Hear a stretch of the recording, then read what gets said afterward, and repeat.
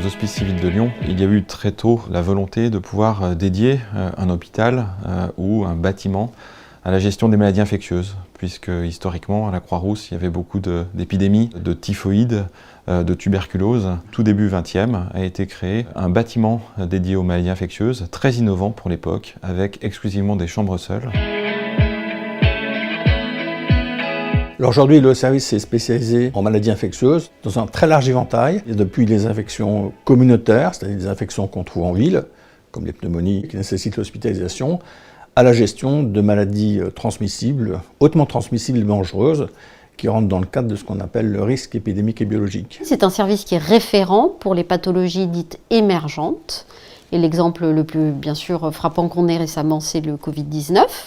Mais ça peut être aussi des pathogènes de type Ebola, de type Zika, de type dengue, enfin toute pathologie émergente qui pose un problème d'épidémie ou de pandémie. Toutes les autres pathologies, finalement, il y a le malade et le soignant. Dans les maladies infectieuses, on est trois. Il y a le malade, le soignant et l'agent infectieux qui joue sa propre partition, qui prend des formes dévoyées pour échapper au système immunitaire, qui mute. On voit bien ce qui se passe actuellement avec le Covid. Et donc c'est vraiment un concept très particulier de prise en charge de ces maladies. Notre service est fortement impliqué dans la vaccination de nos patients, actuellement la vaccination contre la Covid-19, mais également dans un certain nombre d'essais vaccinaux. Et habituellement, nous assurons une activité de conseil aux voyageurs et de vaccination de voyageurs qui vont se rendre dans des pays tropicaux. Et donc on espère pouvoir reprendre rapidement cette activité une fois que la pandémie sera derrière nous. Donc nous avons enfin un nouveau bâtiment dédié aux maladies infectieuses et tropicales. Il offre un confort de travail et une sécurité de travail jamais encore inégalée, je pense, en France. Alors on a l'impression de vivre un moment historique dans notre vie professionnelle, en répétant un petit peu cette histoire de bâtiments dédiés pour les maladies infectieuses, pour pouvoir accueillir des patients dans de très bonnes conditions, pour que les professionnels puissent travailler également dans des conditions confortables. Ce nouveau bâtiment est plus grand, plus attrayant parce qu'il est tout neuf. On a la possibilité d'avoir des pathologies plus importantes en termes de prise en charge. D'un point de vue professionnel, il va être plus enrichissant. Donc la chance qu'on peut avoir, là actuellement, c'est d'avoir réussi à tout rassembler dans le même bâtiment, ce qui fait que tous les patients hospitalisés se trouvent sur 2 niveaux et les bureaux médicaux se trouvent tous localisés dans le même bâtiment. Un bâtiment innovant qui a une grande modularité en fonction du risque épidémique et un bâtiment qui permet de répondre à un besoin dans le cadre du soin, simple comme complexe, et qui permet également de promouvoir la recherche dans ce domaine. Aujourd'hui, c'est une demande de l'ARS, c'est une demande de la Direction générale de l'offre de soins d'avoir à certains lieux en France une capacité d'accueil de ce type de risque émergent. La structuration nationale, elle est en place, elle s'affirmera probablement sur les mois et les années qui arrivent. Bien sûr, pas mal de choses sont mises en suspens du fait de la crise Covid. Mais effectivement, Lyon, avec ce bâtiment-là, se positionne sur cette capacité d'accueil. Lyon est une très grande ville. Il y a des flux de migration importants. Il y a un aéroport international. Donc ça répond à cette exigence-là. Et c'est pour ça qu'on est présent sur cette thématique-là. Les atouts viennent d'une architecture un peu particulière qui associe 2 étages d'hospitalisation avec 23 lits, 22 lits à l'autre étage et la capacité d'avoir 3 modes de fonctionnement. Un mode conventionnel de tous les jours où les patients seront accueillis dans des chambres seules avec des sas et dans une petite proportion du service, à savoir une 12aine de lits, dans des chambres seules, sassées, mais avec des pressions négatives.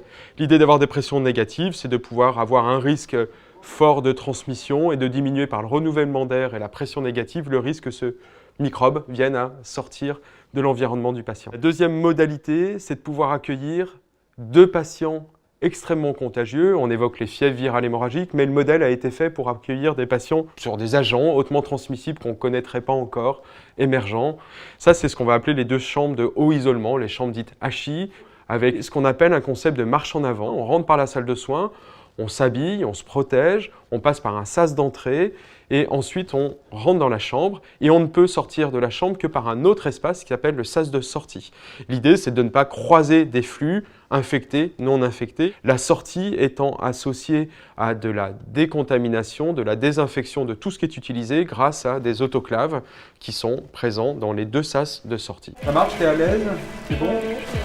C'est sûr que c'est rassurant parce que tout est super bien équipé par rapport à avant. Tout est plus fonctionnel, tout est réfléchi de façon à ce que ce soit facile d'utilisation. C'est chaud. Puis on n'entend pas en fait ce qui se passe parce que ça fait du bruit la combinaison. Là, ce qui est encore plus intéressant, c'est qu'on est tous formés. Toute l'équipe sera formée pour les chambres en haut isolement.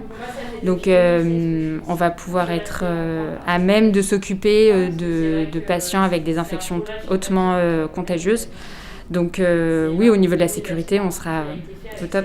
L'idée, c'est de pouvoir accueillir au sein des Hospices civils de Lyon, à un seul endroit, des patients hautement contagieux sans devoir les déplacer pour qu'ils puissent bénéficier d'une technicité de soins, de niveau de soins ou de type aussi de soins. Et la chambre est dotée de moyens de réanimation si nécessaire. Le bâtiment, il est fait avec une haute technologie pour accueillir des risques émergents biologiques, mais il est fait pour accueillir au quotidien des situations hautement transmissibles, comme par exemple la tuberculose, et en particulier ces formes les plus sévères qu'on appelle des tuberculoses multirésistantes, résistantes qui sont un réel risque pour les soignants. D'optimiser la pression négative dans les chambres, de les rendre sacées, eh bien, protège de manière totale nos soignants d'un risque de transmission. C'est donc un nouveau bâtiment pour le service des maladies infectieuses et tropicales du CHU de Lyon. Et comme tout service du CHU, on met bien entendu comme priorité notre mission de recherche qui va porter sur nos thématiques d'expertise dans le service, que sont les infections articulaires, le risque émergent biologique, la tuberculose, les infections de l'immunodéprimé.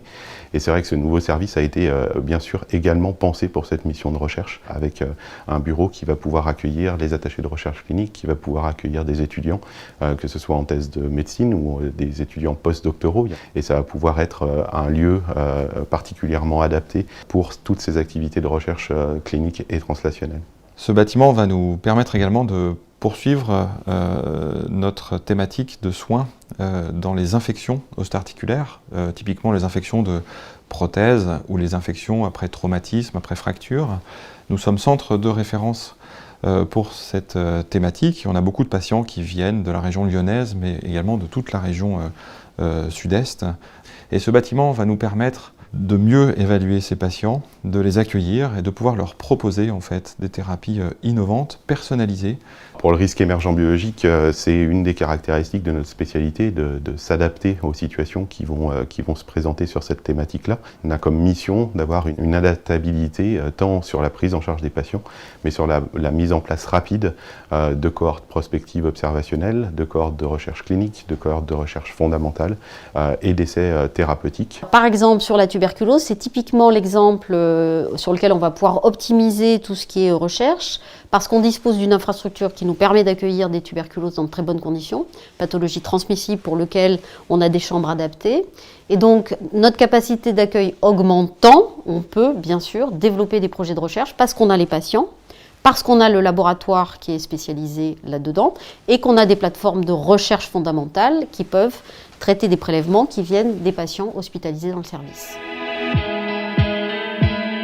Les liens du service de maladies infectieuses avec les autres structures sont des liens très forts puisqu'on travaille très étroitement avec l'Institut des agents infectieux qui est sur le même site de la Croix-Rousse, ce qui nous permet bien sûr de nous articuler au point de vue de la prise en charge des patients et de travailler avec eux. Mais on a aussi des liens de recherche avec cette structure-là.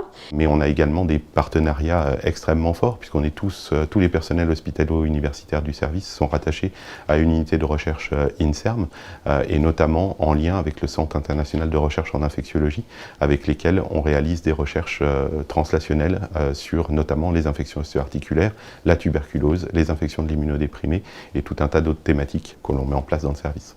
Ce bâtiment va nous permettre de développer encore ces liens pour développer la recherche clinique chez nos patients et puis pour trouver des éléments qui nous permettent de faciliter la prise en charge de ces patients, d'augmenter la probabilité de succès de ces infections souvent complexes. L'implication de la recherche clinique au sein de ce bâtiment, en lien avec toute cette structure, va permettre d'avancer un grand pas dans ce domaine.